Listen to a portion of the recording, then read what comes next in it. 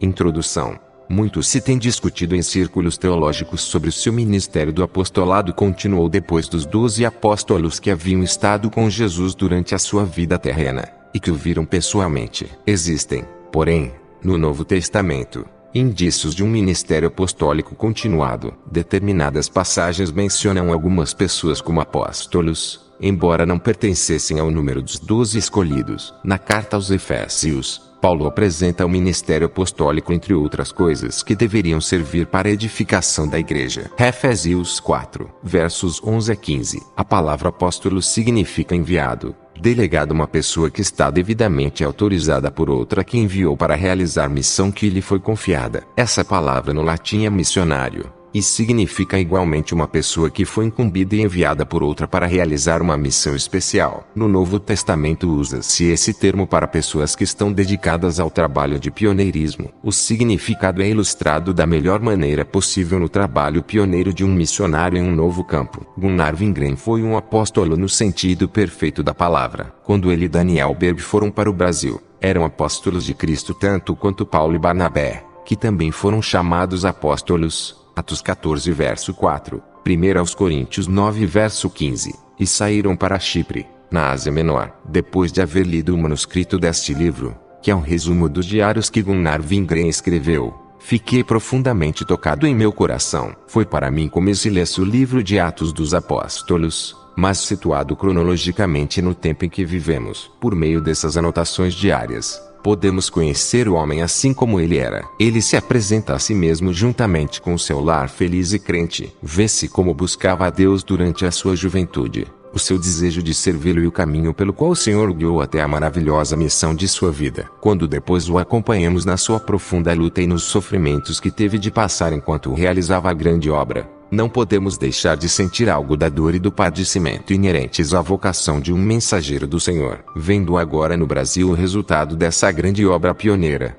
ficamos maravilhados ao pensar que vimos e conhecemos essas mesmas pessoas usadas como instrumentos na realização dela. Quando estive na Conferência Mundial Pentecostal, no Rio de Janeiro, em julho de 1967, e vi as grandes multidões reunidas, e ouvi o seu júbilo e alegria, tive uma impressão da obra dos pioneiros que jamais poderei explicar. Apesar de ter tido um início tão humilde, das suas poucas possibilidades e da resistência e perseguição que encontrou e teve de vencer, o movimento pentecostal no Brasil hoje é um milagre espiritual que causa admiração no mundo inteiro. A Conferência Mundial foi realizada durante uma semana inteira, em um estádio com lugar para 30.000 pessoas. O local esteve abarrotado e cheio todos os dias. No culto final, num domingo, conseguiram um estádio maior com assentos para 200.000 pessoas. Apesar da chuva que caía, calculou-se o número dos presentes em 160.000. O número daqueles que procuravam a salvação das almas,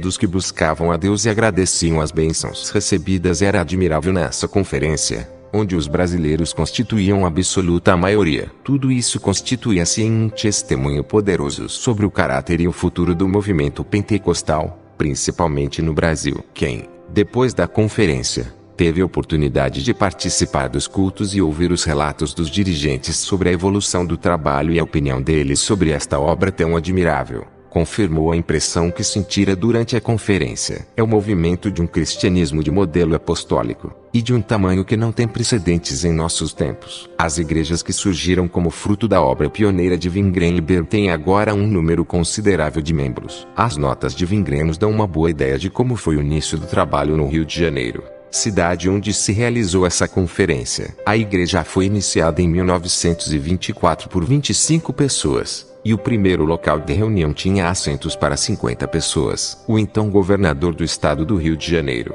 Dr. Jeremias de Matos Fontes, declarou em uma entrevista que dentro do seu estado não havia nenhuma localidade que não tivesse uma igreja pentecostal. Também disse que a influência das igrejas pentecostais na própria sociedade havia sido muito grande. Disse ele, não era somente uma força espiritual que influía sobre a situação religiosa, mas também uma influência positiva sobre a sociedade brasileira. Quando vemos esta obra, suas dimensões, sua tremenda força expansiva e a liberdade que caracteriza todo o movimento, sentimos que é um grande milagre a unidade que até agora predomina no Brasil. Muitos esforços têm sido feitos para dividir esse movimento, Outros têm procurado organizá-lo como uma denominação, mas até agora sem êxito, graças a Deus. As igrejas, conforme foram formadas e fundadas pelos pioneiros Wingren e Berg segundo o modelo apostólico, continuam até hoje levando adiante a poderosa mensagem de Deus, alicerçadora dessa obra. Gunnar Wingren foi um grande dirigente. Daniel Berg tinha importantes qualidades individuais como trabalhador e homem de fé,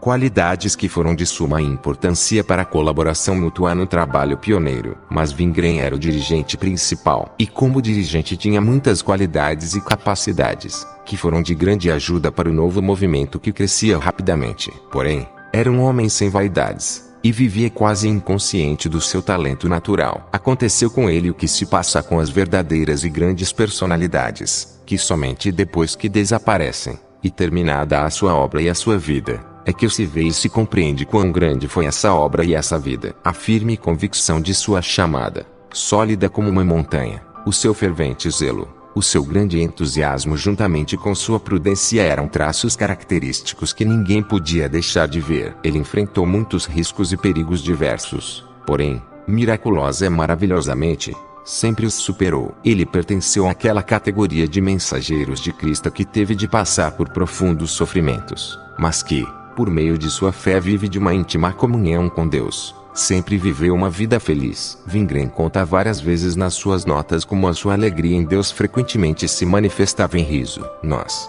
que tivemos o privilégio de estar com ele, nos lembramos como ele ria muitas vezes quando essas ondas de alegria do poder de Deus vinham sobre ele. Porém, do outro lado da balança estava sua grande responsabilidade pelo trabalho missionário, as preocupações financeiras, que muitas vezes acompanham um trabalho pioneiro, e seu corpo débil e enfermo, que parecia demasiadamente fraco para levar aquelas pesadas cargas que Deus tinha posto sobre os seus ombros. Quando em visita à América do Sul, eu fiquei sabendo da existência destas memórias de Gunnar Wingren. Tive o pressentimento de haver encontrado uma mina de ouro. Este livro contém o princípio canônico e a continuação do maior e mais importante movimento pentecostal cristão dos tempos modernos. Agora que podemos oferecer aos nossos leitores este tesouro, estou certo de que todos terão as suas experiências espirituais enriquecidas. Ivar Wingren, o filho mais velho do casal Wingren, que segue as pisadas do pai como missionário na América do Sul, tem procurado, com muito cuidado e amor,